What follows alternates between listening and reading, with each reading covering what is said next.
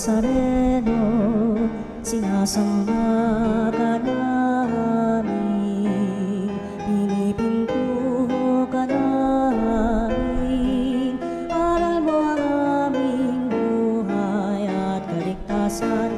Nuestro Padre Jesus Nazareno, iligtas mo kami sa kamatayan, ang krus mong pinamatayan ay sagisag ng aming kaligtasan. Nuestro Padre Jesus Nazareno, dinarangal ka namin. Nuestro Padre Jesus Nazareno, binulwalhati ka namin.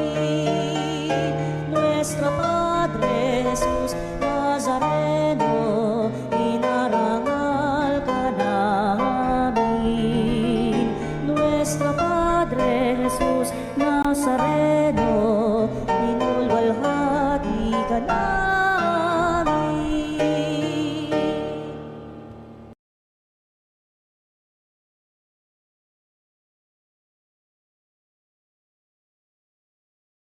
Yakap, buksan ang aming isip, sikatan ang liwanag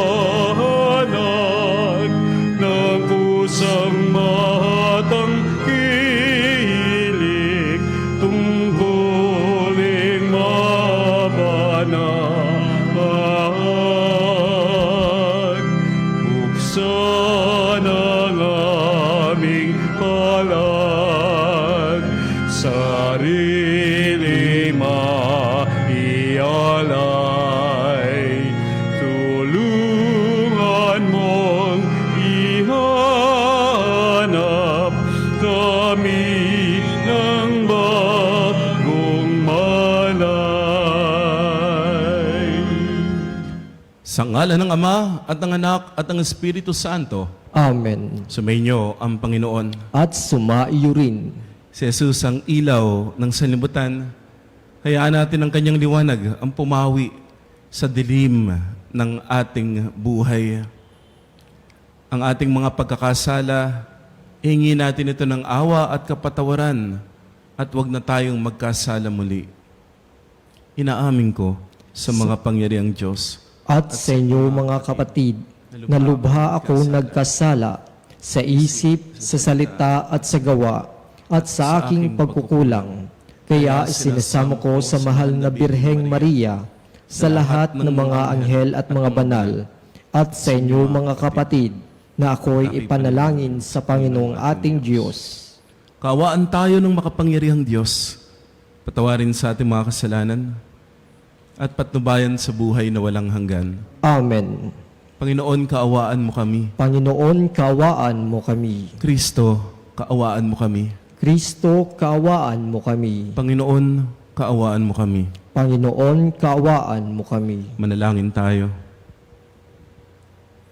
Ama naming makapangyarihan, ikaw ay nagmamagandang loob. Sa iyong pagpapala kami mapuspos. Kaya't ihanda mo kaming kamtin ang iyong alindog sa langit. Pakundangan sa pagbabagong sa luma naming ugali ipinalit. Sa pamamagitan ni Jesucristo kasama ng Espiritu Santo, magpasawalang hanggan. Amen. Ang salita ng Diyos mula sa aklat ni Propeta Daniel. Nung mga araw na iyon, ang mga tao ay nagkaisang parusahan ng kamatayan si Susana. Dahil dito, malakas at umiiyak na sinabi ni Susana, Diyos na walang hanggan, nalalaman mo po ang lahat ng lihim at nakikita ang lahat ng bagay bago pa mangyari. Alam mo pong walang katotohanan ang binibintang nila sa akin. Hindi ko ginawa kailanman ang ipinararatang nila sa akin. Bakit ako kailangan mamatay? Dinidinig ng Diyos ang kanyang dalangin. Dininig ng Diyos ang kanyang dalangin. Nang si Susana ay dinadala na sa pagpapatayan sa kanya, isang binatang nagngangalang Daniel ang malakas na tumutol.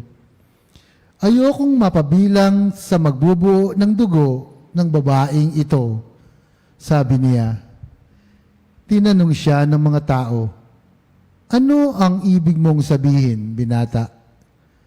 Lumapit sa unahan ang binata at nagpatuloy ng pagsasalita.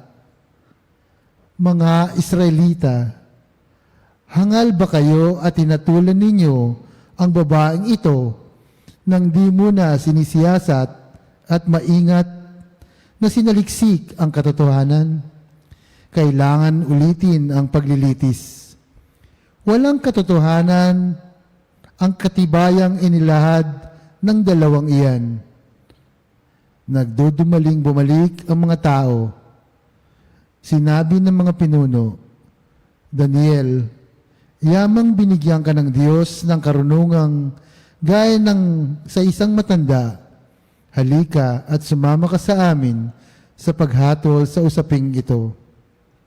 Pagkatapos, nagsalita si Daniel, paglayuin ninyo ang dalawang hukom at magkahiwalay ko silang sisiyahatin. Nang mapaglayo na sila, tinawag ni Daniel ang isa at sinabi, matandang walang pinagkatandaan, inilalantad ka na ng maraming kasalanang ginawa mo. Hindi makatarungan ang mga hatol na iginagawad mo. Pinarurusahan mo ang walang kasalanan at pinalalaya ang talagang nagkasala. Di ba sinabi ng Diyos, huwag ninyong parurusahan ng kamatayan ang walang sala? Kung talagang nakita mo ang ipinararatang mo sa babaeng ito, sabihin mo sa amin, sa ilalim ng anong puno sila nagtatalik ng matutop ninyo? Sumagot siya, sa ilalim ng punong hati. Sinabi ni Daniel, ganon, buhay mo ang kapalit ng iyong sagot, pagkat ibinigay na ng Diyos sa kanyang anghel ang parusa mo, at ahatiin ka sa dalawa. Inilayo siya roon at ipinatawag ang kanyang kasama. Paglapit nito, sinabi ni Daniel, ikaw naman anak ni Kanaan, hindi ka tunay na Hudyo. Binihag ng alindog ng babae ang iyong isip at inalipin ng kahalayan ang iyong puso. Alam na namin ngayon ang ginagawa mo sa kababaihan ng Israel. Tinatakot mo sila para pagbagyan ang iyong kahalayan. Subalit narito ang isang babae ng Huda na hindi natakot sa inyong kaimbihan. Sabihin mo, sa ilalim ng anong puno ninyo nakita ang inyong pinagbibintangan? At sumagot ang matanda, sa ilalim ng punong putol. Ganon, pakli naman ni Daniel, buhay mo ang katumbas ng kasinungalingang ito, pagkat naghihintay na ang anghel ng Diyos upang putulin ka sa pamamagitan ng tabak. Dahil dito, nagsigawan sa tuwa ang lahat ng nakasaksi at nagpuri sila sa Diyos, sapagkat inililigtas niya ang mga nagtitiwala sa Kanya. Binalingan nila ang dalawang hukom matapos patunayan ni Daniel na sila'y nagsisinungaling at nanumpa ng di totoo. Hinatulan silang mamatay ayon sa kautusan ni Moises. Ang nagparatang ng di totoo ay siyang lalapatan ng parusang nakatakda sa kasanalang ipinaratang niya. Naligtas nga sa kamatayan ang isang taong walang kasalanan. Ang salita ng Diyos. Salamat sa Diyos. Kahit sa daang madilim, Panginoon ko'y kapiling. Kahit sa daang madilim, Panginoon ko'y kapiling. Panginooy aking pastol, hindi ako magkukulang. Ako'y pinahihimlay sa mainam na pastulan. At inaakay niya ako sa tahimik na batisan. Binibigyan niya ako ng bagong kalakasan. Kahit sa daang madilim, Panginoon ko'y kapiling. At sang-ayon sa pangako na kanyang binitawan, sa matuwid na landasi, doon ako inaakay. Kahit na ang daang ito'y tumatahak sa karimlan, hindi ako matatakot pagkat ika'y kaagapay. Ang tungkod mo at pamalo, ang gabay ko at sanggalang. Kahit sa daang madilim, Panginoon ko'y kapiling. Sa harapan ng lingkod mo, ikaw ay may handang dulang. Ito'y iyong ginagawang nakikita ng kaaway. Nalulugod ka sa akin, na ulo ko ay langisan, at pati na ang kalis ko ay iyong pinaaapaw. Kahit sa daang madilim, Panginoon ko'y kapiling. Tunay na ang pag-ibig mo at ang iyong kabutihan. Sa sakit, tataglayin habang ako'y nabubuhay. Doon ako sa templo mo, lalagi mananahan. Kahit sa daang madilim, Panginoon ko'y kapiling. Wika mo'y aming diringgin, wika mo'y aming susundin, wika mo'y aming tutupdin, wika mo'y aming diringgin, wika mo'y aming susundin, wika mo'y aming tutupdin. Sumainyo ang Panginoon. At sumaiyo rin. Ang mabuting balita ng Panginoon ayon kay San Juan. Papuri sa iyo, Panginoon. Nung panahon yun, sinabi ni Jesus sa mga Pariseo, Ako ang ilaw ng sanlibutan. Ang sumusunod sa akin ay magkakaroon ng ilaw na nagbibigay buhay at di lalakad sa kadiliman. Sinabi sa kanya ng mga Pariseo, ikaw ang nagpapatotoo sa iyong sarili. Hindi maaaring tanggapin ang patotoo mo. Sumagot si Jesus, kahit ako ang nagpapatotoo sa aking sarili, totoo ang aking sinasabi. Sapagkat alam ko kung saan ako nanggaling at kung saan ako paroroon. Ngunit hindi ninyo alam ang aking pinanggalingan at ang aking paroroonan. Humahatol kayo ayon sa paghatol ng tao. Ngunit hindi ako humahatol kanino man. Humatol man ako, tama ang aking hatol. Sapagkat hindi lamang ako ang humahatol, kundi ako at ang amang nagsugo sa akin. Nasusulat sa inyong kautusan na dapat tanggapin ang patotoo ng dalawang tao. Nagpatotoo ako tungkol sa aking sarili at nagpapatotoo rin ang Ama na nagsugo sa akin. Kaya't siya'y tinanong nila, nasaan ang iyong Ama? Sumagot si Jesus, hindi ninyo ako nakikilala ni ang aking Ama. Kung nakikilala ninyo ako, siya'y makikilala rin ninyo. Ito'y sinabi ni Jesus nang siya'y nagtuturo sa templo, sa may lalagyan ng kaloob. Ngunit walang nangahas humuli sa kanya, sapagkat hindi pa niya oras. Ang mabuting balita ng Panginoon. Pinupuri ka namin, Panginoong Heso Kristo.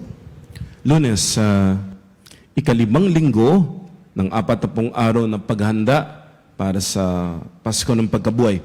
Magandang umaga, mga kapanalig. Ito po yung huling linggo bago po tayo pumasok sa mga mahal na araw. Karaniwan, nagsisimula po yan ng linggo ng palaspas. Pero merong iba, parang ang simula na ay yung Biyernes Dolores. At ngayon po, sinasabi po sa atin ni Jesus, siya ang ilaw ng sanlibutan. Ang sumusunod kay Jesus ay magkakaroon ng ilaw na nagbibigay buhay at hindi siya lalakad sa kadiliman. Taglayin natin si Jesus. Siya ang ating ilaw. May mga gagawin po tayo. Ngayong mga linggo na ito, merong mga gagraduate. Merong mga magtatapos. Ngayong mga linggo na ito, may mga bakasyon. Taglayin mo si Jesus bilang yung ilaw upang makita mo kung ano yung tatahakin mong daan, saan ka pupunta, ano ang gagawin mo. At kung kasama mo si Jesus, hindi sinasabing laging madali, pero kung kasama mo si Jesus, sabi nga doon sa kanta, ang buhay ng Kristiyano ay masayang tunay. Ang pagiging Kristiyano, ang pagiging tagasunod ni Jesus ay napakasaya, hindi dahil madali. Napakasaya. Kasi si Jesus ang ating ilaw. Si Jesus ang papawi sa kadiliman ng ating buhay. Masaya. Kahit mahirap, masaya kasi kasama natin si Jesus. Taglayin mo si Jesus bilang ilaw ng iyong buhay. Sa atin pong unang pagbasa, narinig po natin, merong pong isinakdal na babae at siya po ay gustong pagnasahan ng 2 matanda.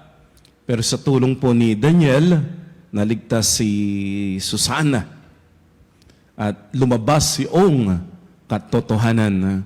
At ang sabi ni Daniel doon sa 2 matandang walang pinagkatandaan. Ano ba ibig sabihin ng matandang walang pinagkatandaan? Ibig sabihin hindi natuto sa pagkakamali. Kapanalig, masama bang magkamali? Hindi. Mistakes are our greatest teachers. At may mga pagkakataon, yung mga pagkakamali ay ginagamit ni Lord para ituro sa atin ang mas malaki at mas mahalagang bagay sa buhay. At yung mga pagkakamali na yon, ito po yung mga nagdudulot ng aral na talagang tumitimo sa puso kasi nasaktan tayo, napahiya tayo. Pero ang pagkakamali, kung natuto ka, hindi ito maituturing na pagkakamali, bagkus bahagi ng learning process ng buhay. Kasi may mga itinuturo ang ating tagumpay. Pero may mga pagkakataon, matututunan mo lamang yung mahalagang aral ng buhay sa pamamagitan ng mga sakit, pagkadapa, sa pamamagitan ng mga pagkakamali. Pero again, dun sa mga may hirap na bahagi, kahit sa mga pagkakataong nagkamali, huwag mong haharapin niya ng mag-isa. Hayaan mong samahan ka ng Diyos. At makikita mo, hindi naman pala magwawakas ang lahat sa pagkakamali. Kasi nagkamali, pero bumalik ka sa Diyos, tatama ka. Ibabangon ka. At bibigyan tayo ng Panginoon ng panibagong simula. Pero dapat matuto mula sa pagkakamali. Kapag tayo po'y paulit-ulit sa ating pagkakamali, tumatanda tayo. At magiging matanda na walang pinagkatandaan. Kapag matanda po, talaga dapat igalang, ha? Dapat po ay pagpasensyahan. Pero may mga matanda po na talagang hindi respeto. Talagang mga role models. Kasi ito po yung mga tao na matanda, sabihin natin may edad na, at marami pong mga paring ganyan, may edad na, pero handa pa rin magsakripisyo para sa aming mga batang pari. Yung bang kahit na, yung bang dapat pagbibigyan mo Yung bang, Father, wag na po, kami na lang po. Pero kahit sasabihin niya, kaya ko pa naman, malakas pa naman ako, hayaan niyo na, tulungan ko kayo. Samahan ko kayo. Father, mahirap po ito. Retired na po kayo, kami na lang po gumawa. Sasabihin niya, hindi. Hayaan mo na, tulungan ko kayo. Kaya ko pa naman. Pag di ko na kaya, ayun. Tapos may mga contribution po kami. Sila din nagko-contribute. Sabi, may naipon naman Nagbigay kayo, magbibigay din ako. Kaya ko pa naman. Kaya ko pa naman. Yung mga matanda na may pinagkatandaan, na kahit matanda na, role model pa rin. Gagayahin mo pa rin. Meron po kasing ibang matanda, irerespeto ha. Pero parang ang hirap, ang hirap igalang. Kasi kung kailan matanda, tsaka gumagawa ng iskandalo. Ito nga po yung narinig natin sa unang pagbasa. Hukom po sila, judges. Sila yung nagde-decide kung sino yung ikukulong, kung sino ipapatayin. Napakahalaga ng kanilang gampanin. Pero kung kailan tumanda at saka sila gumawa ng masasama dun sa mga babae ng Israel, walang pinagkatandaan. Irerespeto yung matanda. Oo, igagalang kasi matanda. Pero parang ang hirap irespeto kapag kung kailan tumanda at saka gumagawa ng masasama. At yun nga po, hinuli ni Daniel. Tinanong, sambang puno? Magkaiba sagot. Yung isang puno ay punong hati. Yung isang puno ay punong putol. Magkaiba yung hati sa putol. Magkaiba po yun. Kaya nahuli po sila. At matagal na palang ginagawa yun. Pinarusahan kahit matanda. Kasi walang pinagkatandaan. Kapanalig lahat tayo nagkakamali. Lahat tayo bumabagsak. Pero hindi ibig sabihin nagkamali ka, too late na. Bumagsak ka, too late na. Narumihan ka, naputikan ka dahil sa kasalanan, too late na hindi. Kung buhay ka pa, may pag-asa pa. At laging naghihintay ang Diyos upang tayo patawarin, upang tayo ibangon, upang tayo baguhin. Pero kinakailangan, pumayag ka sa pagpapatawad ng Diyos, sa awa ng Diyos, sa pagmamahal ng Diyos, sa paggabay ng Diyos. Dapat pumayag ka na si Jesus ang maging ilaw ng iyong buhay. Bakit ba nagbabago ang tao? 4 na dahilan. Una, kapag nasaktan ng sapat. Yung bang nasabi mo, ayoko na. Ayoko na sa buhay ng kasalanan. Ayoko na sa bisyo na ito. Ang sakit. At pati mga mahal ko sa buhay, nasasaktan ko. Ayoko na ng sakit na idinudulot ng kasalanan na ito. Doon nagsisimula yung natatauhan tayo. Doon nagsisimula yung pagbabago. Kapag nakita mo na masakit yung idinudulot ng mali na ginagawa mo. Pangalawa, ang tao ay nagbabago kapag natuto ng sapat. Yun nga po. Kasi may mga pagkakataon, paulit-ulit tayo dun sa mali. Kaya lang nasasaktan tayo ng paulit-ulit din. Alam nating mali. Tapos darating yung realization mula sa Diyos. Matututo tayo mula dun sa pagkakamali. At kapag sapat yung natutunan po natin, dun tayo magsisimulang itama na yung mali. Dun tayo magsisimulang manindigan sa katotohanan. Dun tayo magsisimulang magbalik sa Diyos na ating ilaw. Pangatlo, ang tao ay nagbabago kapag nagmahal ng sapat. Nasakta ng sapat, natuto ng sapat, nagmahal ng sapat. Yung bang gusto mong magbago, hindi lamang para sa sarili, bagkus para sa minamahal. Para sa Diyos, para sa pamilya, para sa mga tao na iyong pinaglilingkuran. Babaguhin mo yung lifestyle mo para humaba yung buhay mo. Kasi gusto mong makitang lumalaki yung anak mo. Gusto mong makita yung mga apo mo balang araw? Gusto mong samahan yung asawa mo hanggang sa kanyang pagtanda? Magbabago ka para sa mga taong minamahal. At napakalakas po niyang kapangyarihan, yung bang yung impluensya ng mga tao na minamahal mo. Kaya tatanungin mo, para kanino ka bumabangon? Para kanino ka magbabago? Para kanino ka magsusumikap? Para kanino at hindi ka susuko? Para dun sa mga minamahal.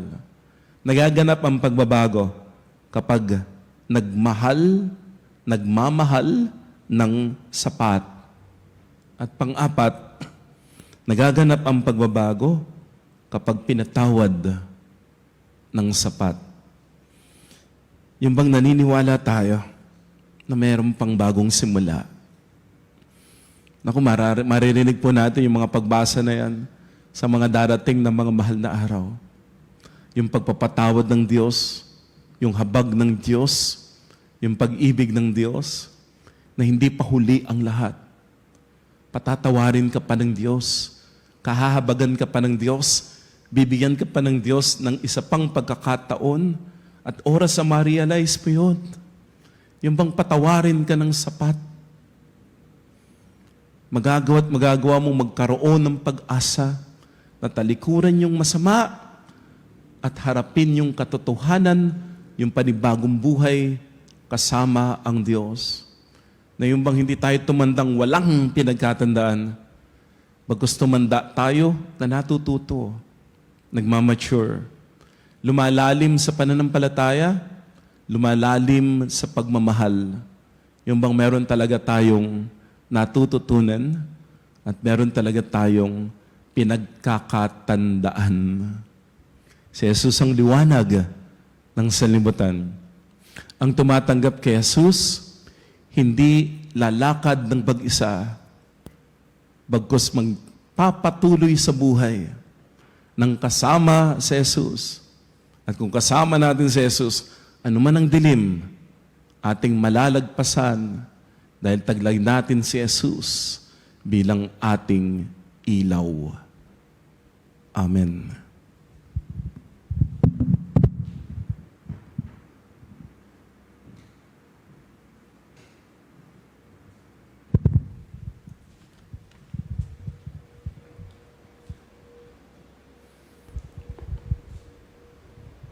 Naalala natin ang habag ni Jesus. Siya ang ilaw ng sanlibutan. Tumawag tayo sa Kanya sa ating pananalangin. Nakatitiyak na tayo rin ay Kanyang kahahabagan.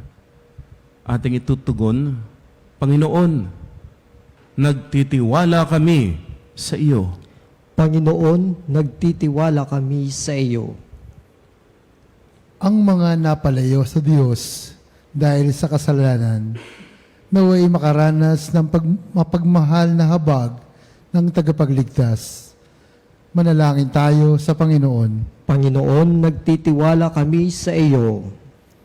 Atin nawang iwasan ang paghatol sa iba at sa halip ay tingnan ang ating sariling buhay sa mata ng Diyos. Manalangin tayo sa Panginoon. Panginoon, nagtitiwala kami sa iyo. Ang mga may mabibigat na pasaning dala ng kahirapan at alalahanin, naway maunawaan na hindi sila iniiwan ng Diyos. Manalangin tayo sa Panginoon. Panginoon, nagtitiwala kami sa iyo. Ang mga nagdurusa dahil sa maling hatol, naway patatagin ng Panginoon. Manalangin tayo sa Panginoon. Panginoon, nagtitiwala kami sa iyo. Ang mga yumao, naway makatagpo ng kaligayahan at kapayapaan sa mga bisig ng Diyos. Manalangin tayo sa Panginoon. Panginoon, nagtitiwala kami sa iyo. Ama naming nasa langit, tulungan mo kaming maging mapagpatawad sa mga taong hindi maganda ang pakikitungo sa amin. May pakita nawa namin sa kanila ang habag na ipinakita ng iyong anak na si Jesus. Idinadalangin namin ito sa pamagitan ni Jesucristong aming Panginoon. Amen.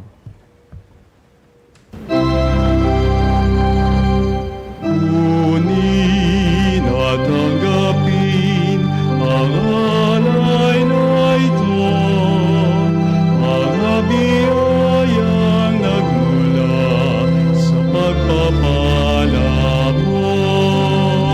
Tanda ng bawat puso pagkat inibig mo, ngayon nananalig, nagmamahal sa'yo.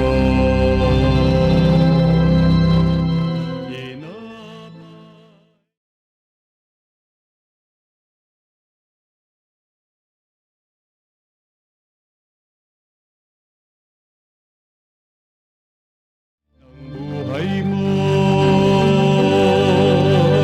at alak na nagmula sa isang tangkay ng ubas, inuming nagbibigay lakas. Manalangin tayo mga kapatid upang itong ating pag-aalay kalugdan ng Diyos sa mga makapangyarihan. Kunin at tanggapin ang alay. Tanggapin nawa ng Panginoon itong paghain sa iyong mga kamay, sa kapurihan niya at karangalan sa ating Pakinabangan at sa buong sambayan niyang banal. Manaming lumikha kaming gaganap sa banal na paghahain ay buong galak nawang makaharap na may kadalisayang angkin upang ang bunga ng aming pagtitiis ay maipamalas namin sa pamagitan ni Jesucristo kasama ng Espiritu Santo magpasawalang hanggan. Amen. Sumainyo ang Panginoon. At sumaiyo rin. Itaas sa Diyos ang iyong puso at diwa. Itinaas na namin sa Panginoon. Pasalamatan natin ang Panginoong ating Diyos. Marapat na siya ay pasalamatan. Manaming makapangyarihan, tunay ngang marapat na ikaw ay aming pasalamatan. Sa pamamagitan ni Jesucristo na aming Panginoon, sa aming kusang pagtitiis ng hirap, tinutulungan mong aming maitumpak ang kinamyas ng pagsalungat sa pananagutang iyong iniatas sa aming pagtulad sa anak mong mahal na nagpakasakit para sa tanan. Ang pagsisikap namin iyong kinalulugdan at ang pagpapakabuti namin iyong ikinararangal. Kaya kaysa ng mga anghel na nagsisiawit ng papuri sa iyo nang walang humpay sa kalangitan, kami nagbubunyi sa iyong kadakilaan.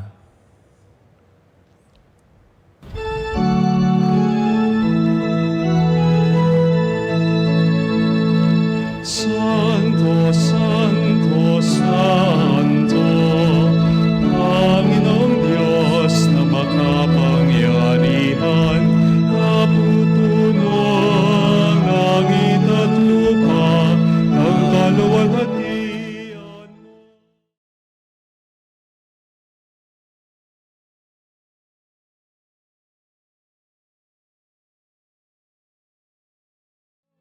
Sa kaitaasan, pinagpala ang naparirito sa ngalan ng Panginoon.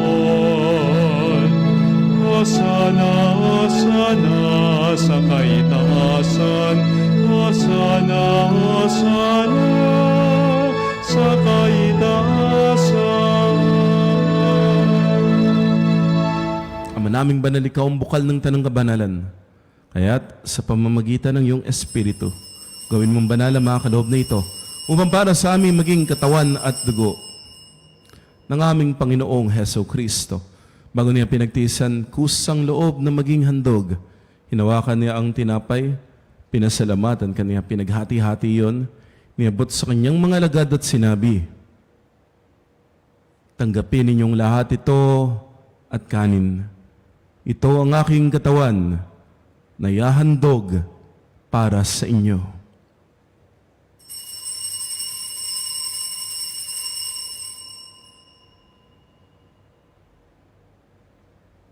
Ngayon din naman, nung matapos ang hapunan, hinawakan niya ang kalis. Muli kanyang pinasalamatan. Iniabot niya ang kalis sa kanyang mga lagad at sinabi, "Tanggapin ninyong lahat ito at inumin. Ito ang kalis ng aking dugo ng bago at walang hanggang tipan. Ang aking dugo ni bubuhos para sa inyo at para sa lahat sa kapagpapatawad ng mga kasalanan. Gawin ninyo ito sa pag-alala sa akin.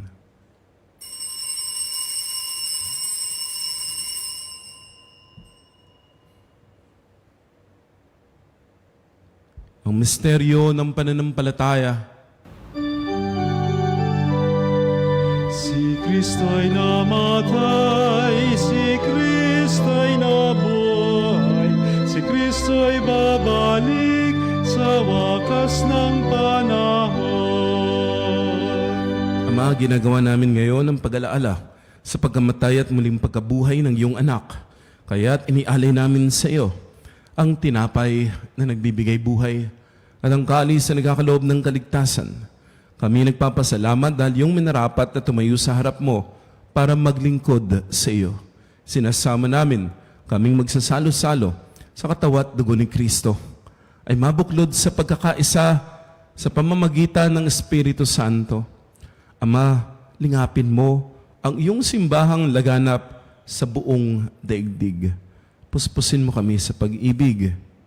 Kay San Francisco, aming Santo Papa, ni Elias na aming obispo at ng Tanang Kaparian, alalahanin mo po mga kapatid naming nahimlay nang may pag-asang sila'y muling mabubuhay, gayon din ang lahat ng mga pumanaw. Kaawaan mo sila at patuloyin sa iyong kaliwanagan. Kaawaan mo at pagindapatin kaming lahat na makasalo sa iyong buhay na walang wakas. Kaysa naman na Birheng Maria, Ina ng Diyos, ng kanyang kabik ng puso sa Jose, kaysa ng mga apostol at lahat ng mga banal na namuhay dito sa daigdig ng kalugod-lugod sa iyo. May pagdiwang nawa namin ang pagpupuri sa ikararangal mo sa pamamagitan ng iyong anak na aming Panginoong Kristo.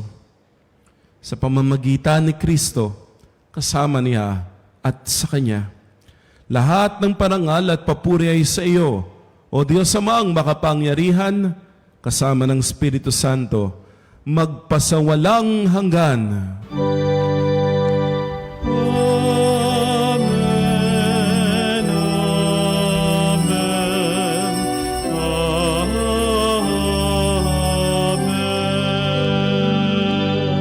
Sa tagubilin ng Panginoong Jesus, tumawag tayo sa ating Ama na nasa langit.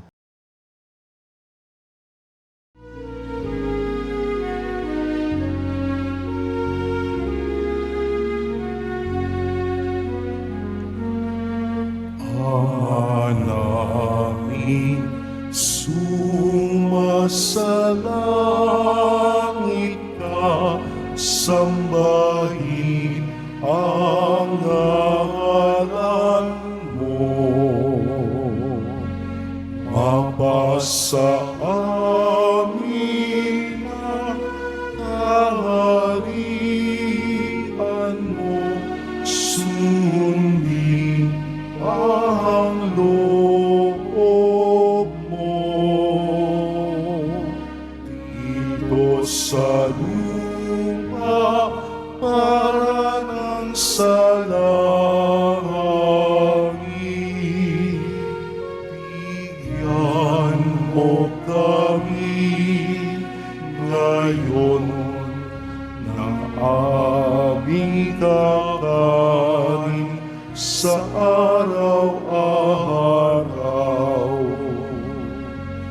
at patawarin mo ang aming mga sala para ng pagpapatawad namin sa nagkakasala sa amin, at huwag mo kami ipahintulot sa tukso, at iadya mo kami sa lahat ng masama.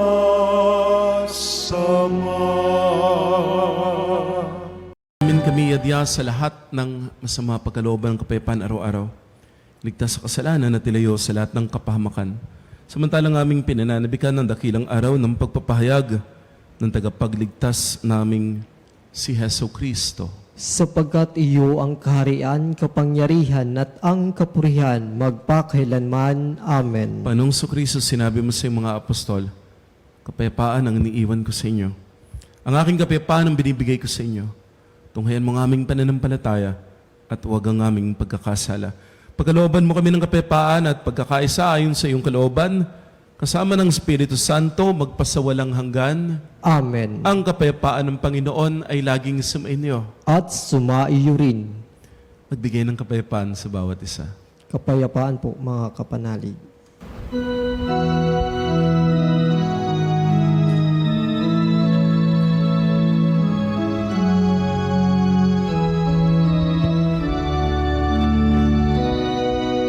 Cordero ng Diyos na nag-aalis ng mga kasalanan ng mundo, maawa ka sa amin. Cordero ng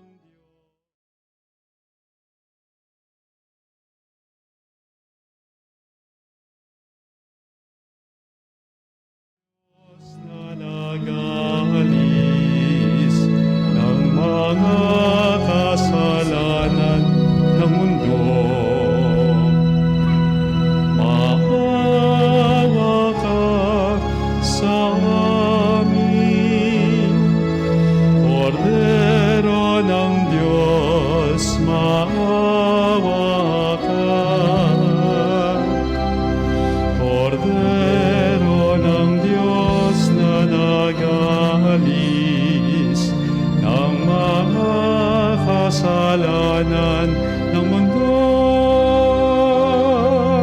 ipagkaloob mo sa amin ang kapayapaan.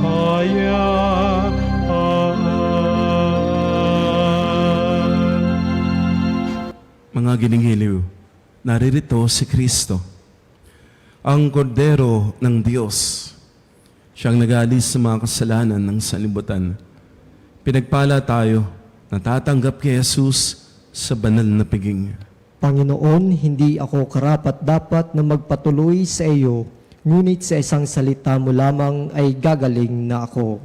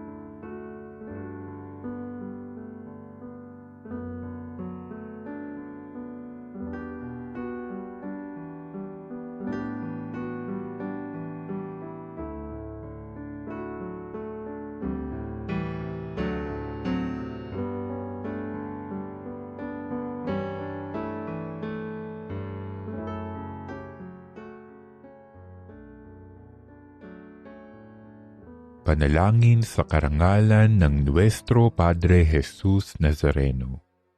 O Jesus Nazareno, katamis-tamisan naming manunubos, Sa harap mo ngayon, naririto kami't nangangayupapa at nagsisisi ng taos-puso sa aming pagiging walang turing sa iyo at paglimot sa di mabilang na mga biyaya mo.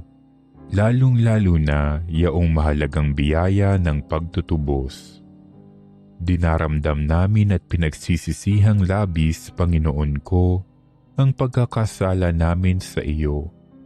Ikinalulungkot namin ang pagiging dahilan ng pagpapasan mo ng krus na iyan sa gitna ng mga hirap at kapaitan hanggang sa inihandog mo ang iyong buhay sa bundok ng Kalbaryo sa pagkaibig mo lamang na matubos kami at ang sangkatauhan mula sa sala. Pakabanalin mo, O Panginoon, ang aming pagnanais at ipagtanggap mo sa amin ang iyong biyaya. Maging tagapamagitan nawa ang iyong ina, ang kalinis-linisang Birheng Maria.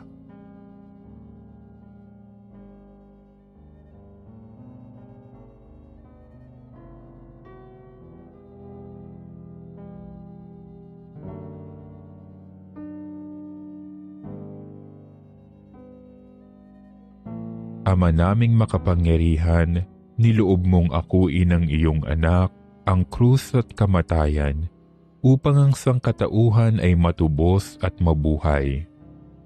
Ang pag-ako namin sa krus at kamatayan dito sa lupa, ayon sa diwa ng pagsunod sa iyong loob, na ginanap ng iyong anak, ay magpagindapat nawa naming kamtin ang lubos na katubusan at pagkabuhay sa iyong piling, sa pamamagitan ni Hesukristo, kasama ng Espiritu Santo, magpasawalang hanggan. Amen. Nuestro Padre Jesus Nazareno, Panginoon namin at Diyos, kaawaan mo kami. Manalangin tayo. Ama naming mapagmahal kaming pinapakinabang mo, sa piging ng iyong pagpapala ay pagalingin nawa nitong walang hilig na masama. At sa gayoy, maliksi naming masundan ang yakap ng halimbawa ni Hesukristo. Ang aming tagapamagitan kasama ng Espiritu Santo magpas sa walang hanggan. Amen. Paalala po sa darating na April 8, araw ng Martes, sa ganap na 12:00 ng tanghali, ang healing mass ay pangungunahan ni healing priest Father Joey Falier ng Kamay ni Jesus. Maaari po kayong dumalo sa ating healing mass dito po sa Veritas Chapel. Para po sa inyong mga pamisang pasasalamat, kaarawan, kagalingan, espesyal na intensyon, kaluluwa at mass sponsors, love offering. Tumawag lang po sa Religious Department 8925-7931, local 129-131-137 o mag-text sa 0917-631-4589. Hanapin lamang si Miss Rene Jose o si Miss Ali Nahe. Sumainyo ang Panginoon. At sumaiyo rin. At pagpalain kayo, ingatan at pagalingin kayo ang inyong pamilya at mahal sa buhay ng makapangyarihang Diyos, Ama at Anak at Espiritu Santo. Amen. Naihain ang banal na misa, humayo kayo sa kapayapaan at huwag nang magkasala. Salamat sa Diyos.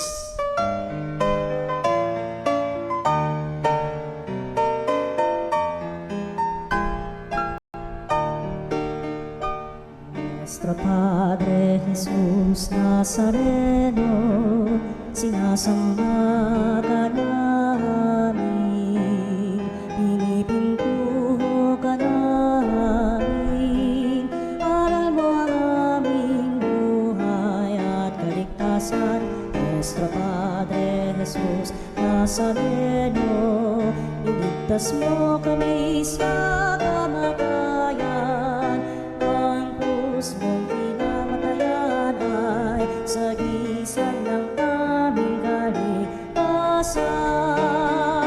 Nuestro Padre Jesus Nazareno, dinarangal ka namin. Nuestro Padre Jesus Nazareno, inulwalhati ka namin. Nuestro Padre Jesus